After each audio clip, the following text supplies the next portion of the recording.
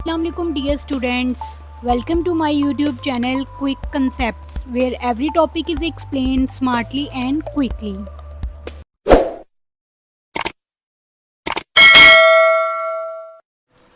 Welcome back to class 10 biology unit for excretory system. In the previous video we covered the first half of the chapter. अगर आपने previous video अभी तक नहीं देखी so do check it out for a better understanding. Today we will continue with the second half exploring the osmoregulation, disorders of human urinary system, kidney failure and their treatment. So let's get started. So next is the SLO7. Explain that kidney play an important role in osmoregulation, identify the causes and treatment of the kidney stones. Student अब हम बात करेंगे osmo regulation के बारे में. Osmo regulation एक important process है जो किडनी में होता है. ऑस्मो रेगुलेशन वो प्रोसेस है जिसमें बॉडी अपना वाटर और सॉल्ट के बैलेंस को कंट्रोल करती है. किडनी इन प्रोसेस में बहुत इंपॉर्टेंट रोल प्ले करती है. ये यूरिन फॉर्मेशन के दौरान वाटर की रीअब्जॉर्प्शन एडजस्ट करती है. सो यहाँ पर दो तरीके हैं जिनको हम डिस्कस करने वाले हैं. First one is the body जब डिहाइड्रेट होती है, मतलब कि हमारी बॉडी में पानी की मिकदार कम हो जाती है तो किडनी ज़्यादा वाटर रीअब्जॉर्ब करती है ताकि यूरिन कम बने और बॉडी को पानी दोबारा से मिल सके और बॉडी में पानी सेव हो सके. एंड सेकेंड कंडीशन इज़ जब बॉडी हाइड्रेट होती है. जब हमारी बॉडी में एक्सेस अमाउंट में वाटर प्रेजेंट होता है तो किडनी एक्स्ट्रा वाटर को रिमूव करती है ताकि बैलेंस को मेंटेन रखा जा सके. ये पूरा बैलेंस एक हार्मोन ADH जिसको हम कहते हैं एंटी डायूरेटिक हार्मोन कंट्रोल करता है. ADH बेसिकली किडनी को सिग्नल देता है कि बॉडी की ज़रूरत के मुताबिक पानी को कंजर्व करे या रिलीज़ करे. इन शॉर्ट किडनीज वाटर और सॉल्ट के बैलेंस को मेंटेन करके बॉडी को स्टेबल कंडीशन में रखती है, चाहे आप डिहाइड्रेट हो या ओवरहाइड्रेट. So here in this slide explain the kidney stones, their causes, symptoms and treatment. Student, kidney stones तब बनते हैं जब salts और minerals किडनी के अंदर concentrate होकर solid crystals बना लेते हैं, यानी कि excess amount में deposit हो जाते हैं. ये ज़्यादातर डिहाइड्रेशन, हाई सॉल्ट या protein diet, family history, obesity या कुछ ऐसी मेटाबॉलिक कंडीशंस की वजह से बनते हैं. इनका साइज़ बहुत छोटा सैंड पार्टिकल जैसा भी हो सकता है और कभी कभी मार्बल साइज तक भी बढ़ सकता है. इनके ट्रीटमेंट में छोटे स्टोन्स के लिए ज़्यादा पानी पीना और पेन मैनेजमेंट होता है, जबकि अगर स्टोन्स बड़े हो जाएं तो इसके लिए कुछ स्पेशल मेथड होते हैं जिसमें शॉक वेव थेरेपी या लिथोट्रिप्सी की मदद से उनको बॉडी में ब्रेक डाउन किया जाता है और फिर बॉडी से एलिमिनेट करवाया जाता है. और रेयर केसेस में सर्जरी की भी ज़रूरत पड़ती है. यहाँ स्लाइड्स में आप कॉजेज़, ट्रीटमेंट और सिम्टम्स क्लियरली देख सकते हैं. इन्हें अच्छी तरह से याद करना है, एग्ज़ाम पॉइंट ऑफ व्यू से ये बहुत इंपॉर्टेंट है. Next is the SLO8 outline the causes of kidney failure and it's treatment. पहले हम देखते हैं किडनी फेलियर किसे कहते हैं और फिर हम इनके कॉजेज़ और ट्रीटमेंट को भी डिस्कस करेंगे.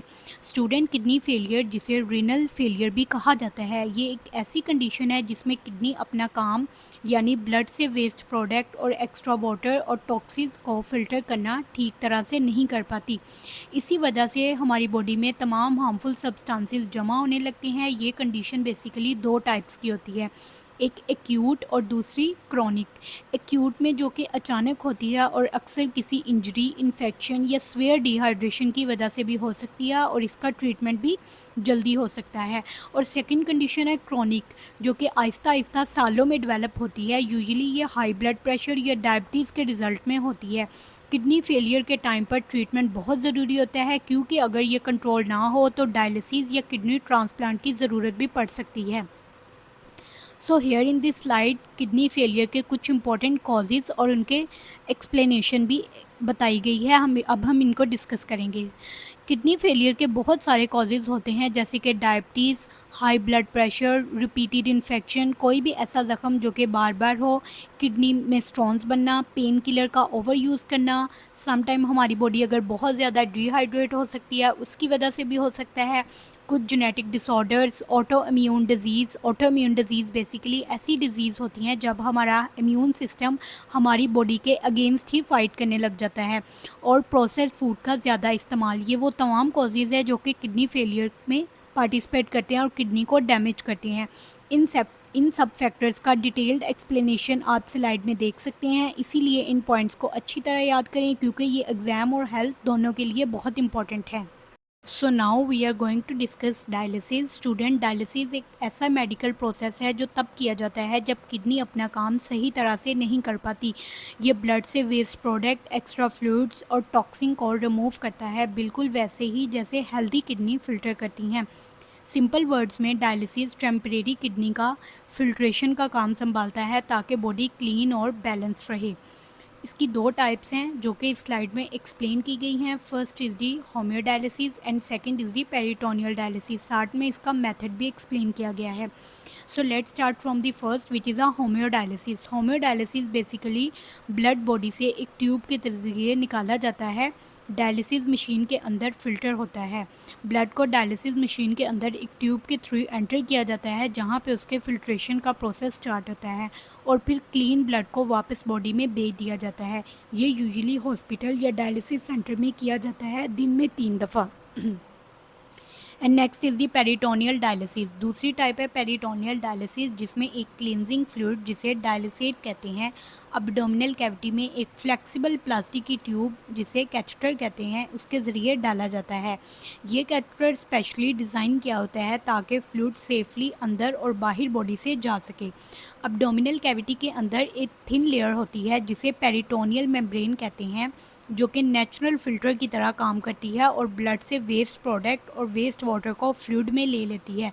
कुछ घंटों के बाद ये फ्लूइड जिसमें अब वेस्ट जमा हो चुका होता है ड्रेन बैग के ज़रिए बॉडी से बाहर निकाल दिया जाता है। और इसका सबसे बड़ा फ़ायदा ये है कि पेशेंट पेरिटोनियल डायलिसिस को घर पे भी करवा सकता है, रोज़ाना भी या मल्टीपल टाइम्स। ये तमाम एसएलओस कवर कर लिए हैं। अब आपके लास्ट में स्लाइड्स में कुछ इंपॉर्टेंट एमसीक्यूज, शॉर्ट क्वेश्चन और लॉन्ग क्वेश्चंस दिए गए हैं ताकि आप अपनी तैयारी को मज़ीद बेहतर बना सकें। एमसीक्यूज के आंसर्स भी प्रोवाइड किए गए हैं और शॉर्ट क्वेश्चन के लिए ब्रीफ आंसर्स लिखे गए हैं। Here in this diagram nephron की स्ट्रक्चर है। आपने पहले लेक्चर को अच्छे से सुनना है और यहाँ पर आके नेफ्रॉन के पार्ट्स को आपने लेबल करना है और इसके फंक्शन को भी एक्सप्लेन करना है। ये diagram exam point of view से बहुत इंपॉर्टेंट है, आपको लेबल करने के लिए भी और बनाने के लिए दोनों तरीके से आ सकती है। So practice this. अगर आपको किसी भी बात की समझ ना आए तो कमेंट सेक्शन में ज़रूर पूछिएगा, मैं जवाब देने की पूरी कोशिश करूँगी। अल्लाह हाफिज़। मिलते हैं नेक्स्ट वीडियो में एक नए टॉपिक के साथ। Don't forget to like, share and subscribe.